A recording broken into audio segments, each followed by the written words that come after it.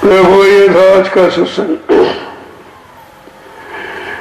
और कल तिथि तो कल से जो सत्संग का समय हम लोगों को बताया गया है वो 21 तारीख से 23 तारीख तक, और 22 को गुरु पूजा है। उस पूजा में सभी लोग शामिल हो।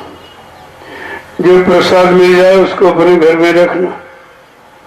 कोई आफत मुसीबत बीमारी महामारी दैवी प्रकोप आ जाए और कहीं से आपको लाभ मिलता नजर ना आवे तो है जय गुरुदेव नाम प्रभु का, तभी तो आपको मालूम होगा कि है कि नहीं है भाई। अरे जब लाभ मिलेगा तभी तो मानोगे। जो काम करे वही नाम भगवान का होता, काम न करे तो नाम किस लिए लिया जाता। लेकिन भाई परहेज का ध्यान रखना। जय गुरुदेव नाम एक दवा है, जड़ी बूटी नाम बूटी है, औषधि। ये तो हर स्थिति में आपकी मदद करेगा। लेकिन गंदगी का परहेज है।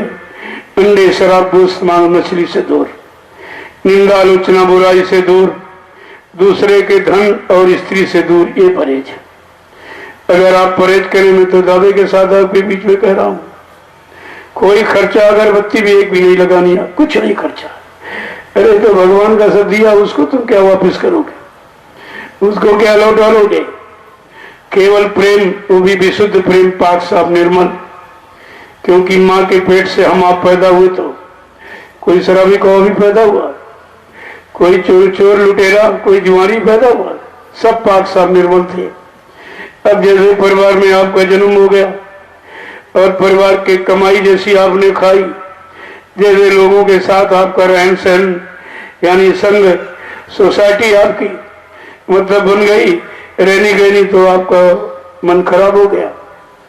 चाहे हिंदू घर में बच्चा पैदा हो, चाहे मुसलमान के घर में, जब पैदा हुआ किसी माँ ने अपने बच्चे को न अंडा खिलाया, न पैदा होने में शराब पिलाई, न मुर्गा मीट खिलाया।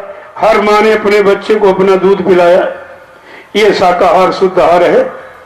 अगर इसी दूध से संबंधित हम आहार करते रहते तो हमारे विचारों में कोई गंदगी नहीं आती। आहार से विचारों का जन्म होता है। अपने धार्मिक देश के लिए इसीलिए शिक्षा है कि जैसा करो आहार वैसे बने विचार, जैसा खाओ अन्न वैसा बने तन मन, जैसा पीवो पानी वैसी होवे वाणी। कड़वा पानी कड़वी वाणी।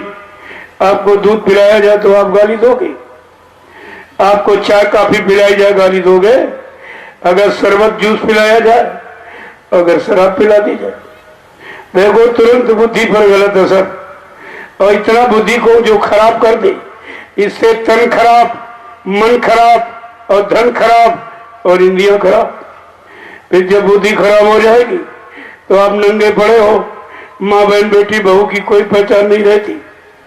कितना घातक नशा बुद्धि को नाश करने वाला, उसकी बुद्धि की निर्मलता पवित्रता को खत्म करने वाला। तो आप तो रोज करके देख लीजिए आप इसको। यहाँ कोई गलत शिक्षा नहीं दी जाती, और जो करते हैं वो बेचारे पछताते हैं, उनके घर वाले भी चाहते भाई शराब छूट जाए, अच्छी बात है। फिर आप कहते महंगाई बढ़ गई, महंगाई बढ़ गई। तो हमने लोगों से पूछा भाई किस तरह महंगाई बढ़ गई। परमात्मा ने जिंदा रहने के लिए जिंदा सब्जी आपके लिए बनाई है। लौकी है, तरोई है, भिंडी है और कदुआ है और आलू है। ये तो बहुत सस्ता है। जिंदा सब्जी सस्ती और मुर्दा सब्जी महंगी है। तो महंगाई कोई तुम्हारे घर में ढकेलना, आप खुद ही नहीं समझ पा रहे हो। जब तुम्हारे घर में कोई मुर्दा हो जाता, कोई खत्म हो जाता, तो घर में रखे हो मुर्दा। अरे मुर्दा कोई घर में रखता है? कहते नहीं भाई मुर्दा घर में नहीं रहेगा, इसको गस्ती के बाहर ले जाओ नदी किनारे, या तो जला देना, गड्ढा खोद के गाड़ देना, लेकिन मुर्दा कोई नहीं रखता। तो घर वाला मुर्दा खराब और बाजार वाला अच्छा हो गया क्या? अरे मुर्दा तो मरता ही है। तो जानकारी आपको करनी चाहिए थी, लेकिन कुछ नहीं, तो बेचारे भूल भरम में भर गए।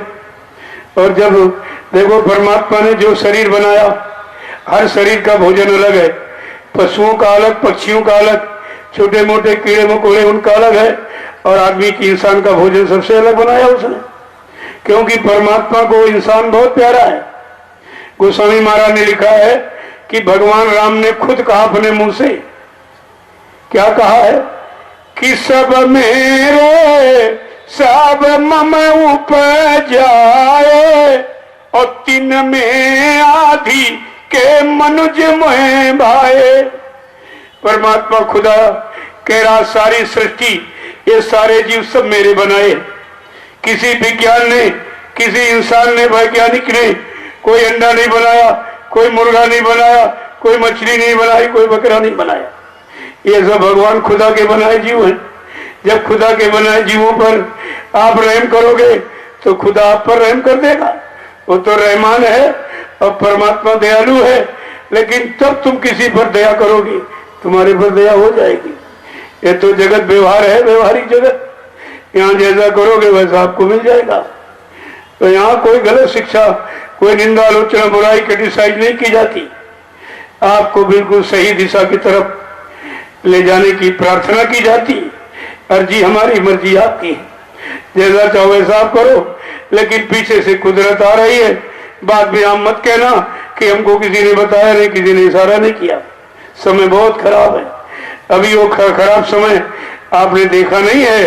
वो तो एक नमूना केदारनाथ से प्रकृति ने आपको दिखाया है कि मैं क्या नहीं कर सकती हूँ।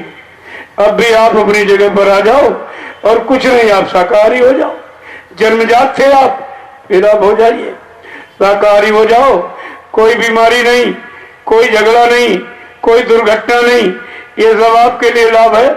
महात्मा आपके लाभ के लिए कहते हैं, और नहीं मानो तो ठीक, वो आपकी मर्जी है। इसलिए मैं अपनी वाणी को यहीं से विराम देना चाहूंगा।